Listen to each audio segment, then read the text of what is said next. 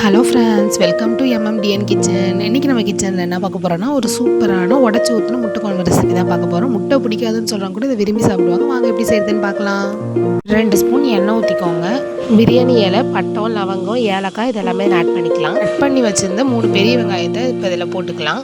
வெங்காயம் நல்லா பொன்னிறமாக மாறுற வரையும் நல்லா வதக்கி விட்டுக்கலாம்.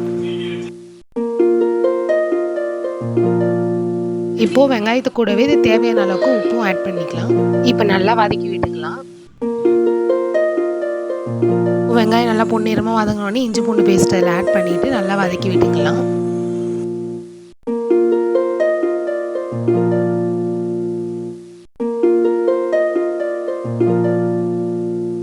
இப்போ இதில் ஒரு கருவேப்பிலையை உருவி போட்டுக்கலாம். போட்டுட்டு நல்லா வதக்கி விட்டுக்கலாம்.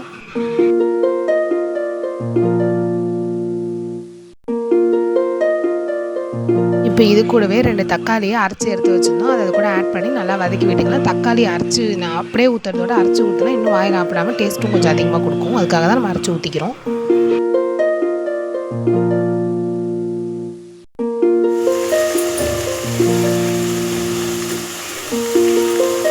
இப்போ இது கூடவே 1 ஸ்பூன் மஞ்சத்தூள் ஆட் பண்ணிக்கலாம். நான் வந்து காரத்தூள் 2 ஸ்பூன் ஆட் பண்ணிக்கிறேன். நீங்கள் உங்கள் காரத்துக்கு ஏற்ற மாதிரி காரத்தூள் ஆட் பண்ணிக்கோங்க.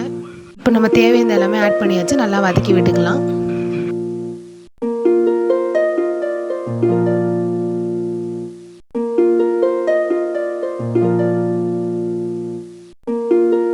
இப்போ இந்த கன்சிஸ்டன்சி வந்தோடனே குட்டியாக டலம்பார் எடுத்துக்கிட்டிங்கன்னா 3 கிளாஸ் ஊற்றிக்கோங்க. பெரிய டலம்பார் எடுத்துக்கிட்டிங்கன்னா 2 கிளாஸ் அளவுக்கு தண்ணி இதில் ஊற்றிக்கோங்க. இப்போ இது கூடவே வீட்டு மிளகாத்தூள் 2 ஸ்பூன் ஆட் பண்ணிக்கோங்க.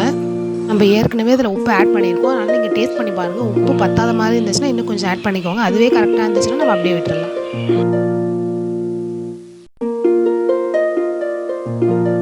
இப்போ ஒரு தட்டு போட்டு நம்ம குழம்பை மூடி வச்சுக்கலாம். இப்போ ஒரு 10 மினிட்ஸ் 15 மினிட்ஸ் கழித்து அதை ஓப்பன் பண்ணி பார்க்கலாம். இப்போ பாருங்கள், குழம்பு நல்லாவே கொதிக்குது. இந்த மாதிரி நல்லா கொதிச்சுட்டு இருக்கும்போது இது கூடவே நம்ம கரம் மசாலா 1 ஸ்பூன் இல்லை 1.5 ஸ்பூன் ஆட் பண்ணிக்கலாம்.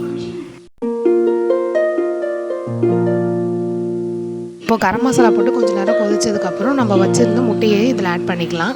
நம்ம உடச்சி ஊற்றின முட்டை குழம்பு வைக்கிறதுனால முட்டையை அப்படியே இதில் உடச்சி ஊற்றுறதோட கிளாஸில் ஊற்றினா இன்னுமே நமக்கு ஈஸியாக இருக்கும். அதனால தான் இப்படி பண்ணுறோம். முட்டையை போட்டு கொஞ்ச நேரத்துலேயே தனித்தனியாக திரிஞ்சு வர ஆரம்பிச்சிருச்சு. இப்போ பாருங்கள், குழம்பு நல்லா கொதிக்குது. இப்போது முட்டையும் குழம்பும் கொதிக்கிறதுக்காக ஒரு 10 நிமிஷம் மூடி வச்சுருந்தோம். இப்போ மூடி வச்சுட்டு ஓப்பன் பண்ணி பார்க்குறோம். பார்த்தாலே தெரியுது குழம்பும் முட்டையும் நல்லா மிக்ஸ் ஆகி பார்க்கவே சூப்பராக இருக்குது. இப்போ இந்த டைமில் நம்ம கொத்தமல்லி ஆட் பண்ணிக்கலாம். கொத்தமல்லி எதுக்குன்னா வாசனையாகவும் இருக்கும், அதே நேரத்தில் பார்க்க ஒரு டெக்கரேஷன் கொடுத்த மாதிரி இருக்கும். அதுக்காக தான் கொத்தமல்லி ஆட் பண்ணிக்கலாம். அவ்வளோதான், நம்ம ஃபினிஷிங் டச்சுக்கு வந்துட்டு நம்ம குழம்பு பார்க்கவே சூப்பராக இருக்குது. இந்த மாதிரி குழம்பு வச்சு நீங்கள் சப்பாத்திக்கு சாதத்துக்கு எல்லாத்துக்குமே சாப்பிட்லாம். வீட்டில் யாராவது முட்டை பிடிக்கலன்னு சொன்னால் கூட சரி, அவங்களுக்கு இந்த மாதிரி ஒரு வாட்டி முட்டை குழம்பு வச்சு கொடுத்து பாருங்கள், அவங்களே விரும்பி சாப்பிடுவாங்க. அந்தளவுக்கு சூப்பராக இருக்கும். அவ்வளோதான், இப்போ நம்ம முட்டை குழம்பு சூப்பராக ரெடி ஆகிடுச்சு. லாஸ்ட்டாக இறக்கும் போது அரை மூடி தேங்காவை அரைச்சி நல்ல மையாக அரைச்சி இதில் ஊற்றிக்கலாம். டேஸ்ட்டுக்காகவும் நல்லாயிருக்கும். அதெல்லாம் ஆட் பண்ணிக்கலாம். இப்போது நல்லா மிக்ஸ் ஆகிற வரையும் கிண்டி விட்டுக்கோங்க.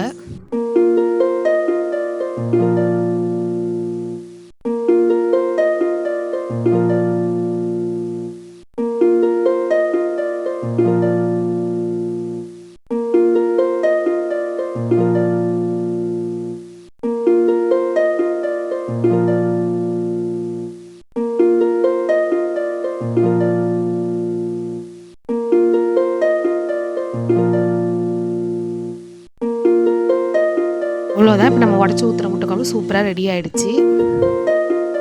இப்போ முட்டை குழம்பு நாங்கள் சாப்பாட்டுக்கு போட்டு சாப்பிட்டு காமிக்கிறோம். நீங்கள் வந்து சப்பாத்தி, தோசை எல்லாத்துக்குமே ட்ரை பண்ணலாம். எல்லாத்துக்குமே சூப்பராக இருக்கும்.